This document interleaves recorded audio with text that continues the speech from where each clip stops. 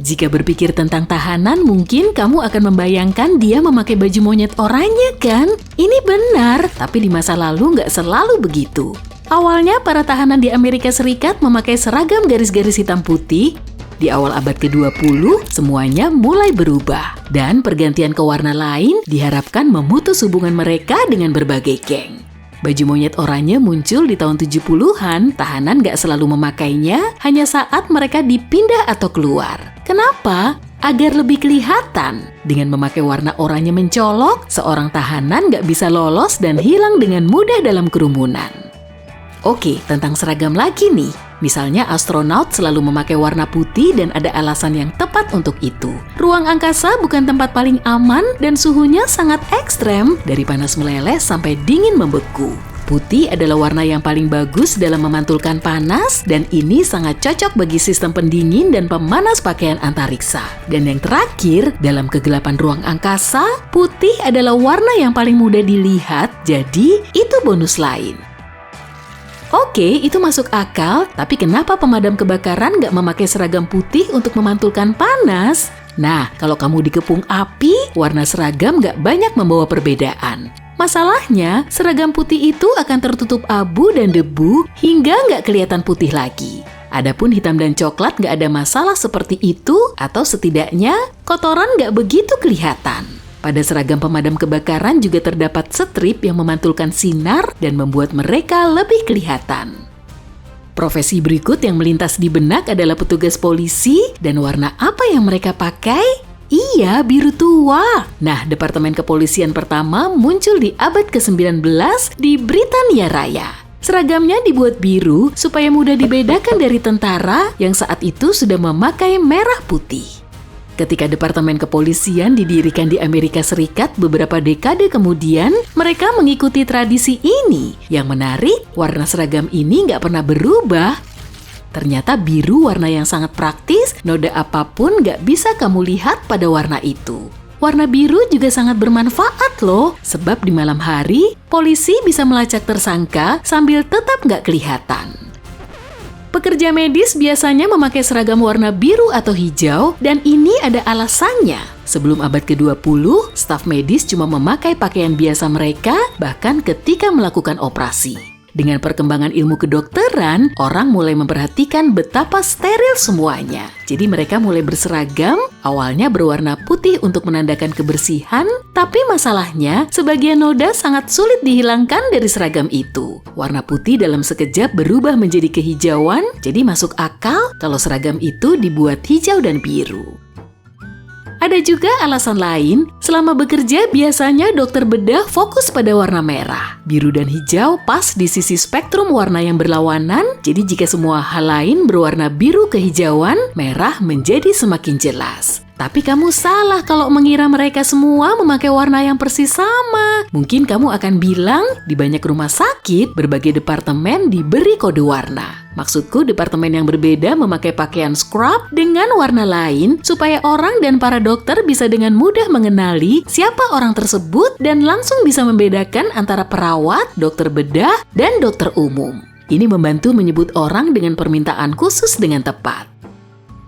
Tapi detail paling imut dari pakaian dokter mungkin alas kaki Crocs mereka. Kenapa mereka suka alas kaki jenis ini? Nah, ternyata alas kaki ini paling mudah dibersihkan dan disterilisasi. Bahan foamnya bisa dicuci dengan tangan maupun mesin cuci dan sepatu ini nggak akan rusak sama sekali. Alas kaki ini juga sangat lunak, nyaman, dan memungkinkan kaki bernapas. Ini menjadikan Crocs sepatu terbaik bagi mereka yang harus berdiri lama dalam pekerjaan mereka. Pernah penasaran kenapa tulisan tangan dokter berantakan? Gak ada mata kuliah khusus untuk itu di jurusan kedokteran. Ini sangat umum bagi dokter karena mereka selalu tergesa-gesa dan menulis secepat mungkin. Jadi gak ada waktu untuk peduli dengan gaya tulisan tangan mereka. Ingat, kamu juga bukan satu-satunya pasien yang dibuatkan resep untuk hari itu. Pekerjaan administrasi dokter banyak, seringkali butuh waktu sekitar 10 jam tanpa henti, dan seringnya mereka sudah terlalu lelah untuk mengurusi tulisan indah. Di kebanyakan negara, gaun pengantin biasanya berwarna putih. putih, tapi tradisi ini nggak setua yang kamu kira. Sampai abad ke-19, pengantin memakai gaun berwarna acak. Pada dasarnya, pengantin wanita cuma memakai gaun terbaik yang dia punya. Seringkali warnanya bukan putih kok. Tahu kan di masa itu tanpa air keran, putih bukan warna yang praktis. Anggota kerajaan wanita biasanya menikah dengan gaun warna merah. Di tahun 1840, Ratu Victoria mengubah tradisi ketika dia menikah dengan gaun warna putih. Awalnya tentu ini nggak disukai karena warna putih dikaitkan dengan berkabung, jadi warna ini nggak begitu meriah. Tapi kurang dari 1 dekade kemudian, warna putih diterima luas dan mulai dikaitkan dengan kesucian dan kepolosan. Sedikit lagi tentang pernikahan nih. Biasanya cincin pertunangan dan pernikahan dipakai di jari manis kan? Tradisi ini berasal dari Mesir, Romawi, dan Yunani kuno, di mana orang memakai cincin di jari manis karena mereka percaya di jari ini ada pembuluh darah yang langsung menuju hati. Memakai cincin di jari manis melambangkan bahwa hati seseorang sudah ada yang punya. Awalnya orang memakai cincin ini di tangan kanan karena tangan kiri dipercaya sebagai tangan sial. Kemudian sejumlah tradisi budaya mengubahnya ke tangan kiri.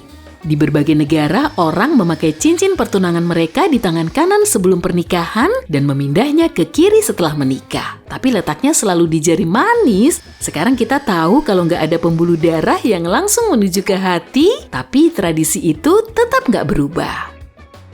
Hampir di semua tempat di seluruh dunia, pink dianggap sebagai warna cewek dan biru secara tradisional dianggap sebagai warna cowok. Aku penasaran kenapa begitu, jadi aku melakukan sedikit riset. Ternyata awalnya justru sebaliknya nih. Sebagai warna yang lebih kuat, pink dikaitkan dengan cowok dan biru sebagai warna yang lebih kalem diperuntukkan bagi cewek.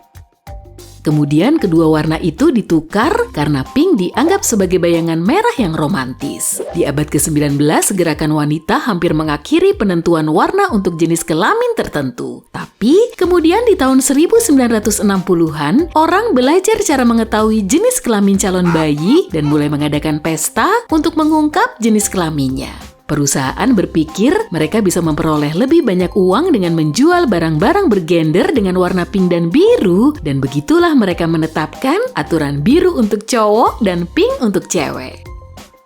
Rasa raspberry biru atau lebih mirip raspberry biasa karena raspberry biru nggak ada, tapi karena alasan tertentu, es lilin rasa raspberry diberi warna biru. Kenapa harus begitu ya? Padahal raspberry sendiri berwarna pink atau merah. Ya, karena alasan praktis dan agar nggak membingungkan. Bayangin kamu sedang memproduksi 1 pak es lilin dan menentukan warna untuk berbagai rasa. Es lilin rasa apel mungkin akan berwarna hijau, rasa lemon, kuning, itu sih gampang. Lalu ada stroberi, jadi ini harus merah, juga cherry, ya merah lagi. Semangka, merah, dan sekarang raspberry, merah lagi. Tunggu, 4 warna merah? Bagaimana orang bisa membedakannya? Jadi es lilin rasa raspberry dibuat biru dan disebut raspberry biru yang nggak ada. Oke, sekarang misteri tentang telur. Seperti kenapa sebagian telur berwarna putih dan sebagian yang lain coklat dan tergantung kepada apa warna ini? Sepertinya warna telur tergantung pada ras induknya. Biasanya ayam putih bertelur putih dan ayam yang berwarna gelap bertelur coklat. Tapi ayam dari ras yang sama pun warna telurnya bisa berbeda tergantung pada genetik induk tertentu. Jika kamu penasaran apakah ada perbedaan antara telur coklat dengan putih, maka jawabannya adalah enggak. Ini cuma warna cangkangnya, nggak lebih kok. Kuning telurnya juga bisa kelihatan lain, kuning atau oranye. Warnanya tergantung pada pakan yang dikonsumsi induknya. Jika makanannya mengandung banyak pigmen kuning dan oranye, maka warna kuning telurnya akan lebih gelap. Dan sekali lagi, di sini nggak ada perbedaan kecuali warnanya. Jadi jangan khawatir ya.